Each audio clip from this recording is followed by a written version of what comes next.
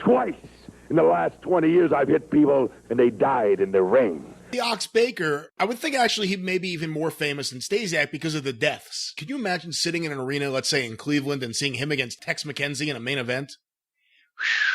And they would still riot. If you look at the Riot film, folks, Google, okay, we have so many new listeners, Ox Baker, Cleveland Riot on YouTube.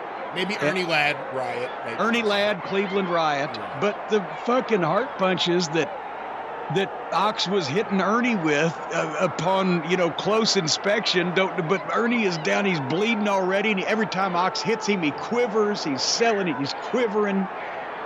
And there's Johnny Powers there looking out for people already. And as a matter of fact, I'd asked Ernie.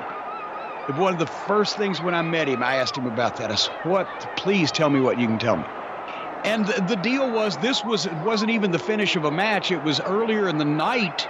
This was not even the main event, right? A lot of people think, oh, my God, they went crazy in the main event. No, it was an angle where somebody had a match and somehow Johnny Powers had turned, right, and joined Ox Baker against Ernie Ladd. Yes. And so, holy fuck, the people were hot, and Ernie said, as he was laying there, he saw it and he felt it. It was going too far.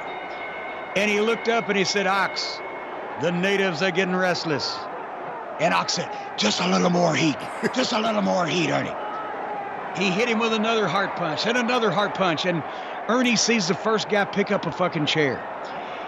Ox, the natives are getting restless. Leave with your heat. And Ox said, just a little more heat. Just a little more heat. And he hits him with another heart punch, and that's when the first chair flies over the top rope. And that's when you see Ox on the tape. He starts looking around, and Johnny Powers is already like, oh, wait a minute. And then they're talking to each other, and Ernie's laying there. He's making sure he's not getting any of the fucking chairs landing on his head, but he's not exposing that he's all right. And he was laying there like, I told you the natives were getting restless. And then people start coming in the ring, and the cops have their sticks out, and they're hammering people. And you see something different every time. It's like looking at a mosaic. And on this 16 millimeter film transfer, it's not, high def anyway. But one time you'll look down at one corner of the ring, and there's a cop with mace spraying in between the ring post and the turnbuckles to the other side of the ring to blind a guy that's trying to climb in with a chair. And here comes some nightsticks on the other side, and the chairs are flying in the ring, and the ring announcer, I don't know if it was Bob Finnegan or no, goddamn, I used to know his name, but he's the skinny guy in a fucking tuxedo. And he's looking around and trying to block chairs with his hands. A guy gets in the ring and then realizes he's in the ring in the middle of this chaos and doesn't know what to do, so he just stands there. And the wrestlers don't want to rush him because if they fucking hit this guy, then 25 more are going to come. And it's chaos. And then finally, and they're dragging people out. And finally, you see the baby faces hit the ring.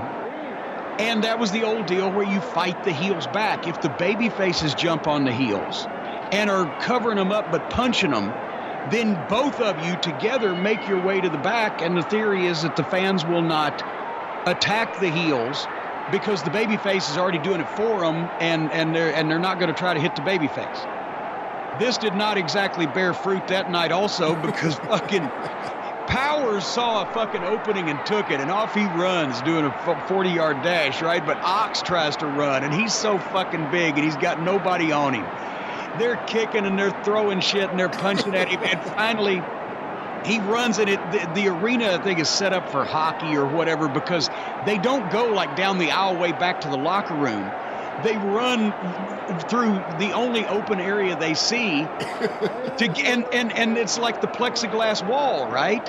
And they've got to hop over a fucking thing to get to the back of the hallway of the arena or whatever. And right as Ox goes up and he's jumping up over the thing, this fucking fan's coming with a chair.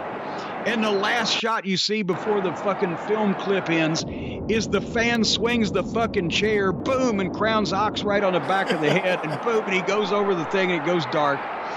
And he had that fucking scar Well, for the rest of his life, obviously, but it added to the appearance, but it looked like he'd had a goddamn lobotomy on the back of his fucking head when he turned around from the heart punch.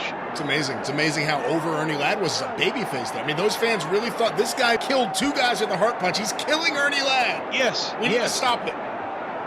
And see that, but that was the beauty, especially this is the early 70s.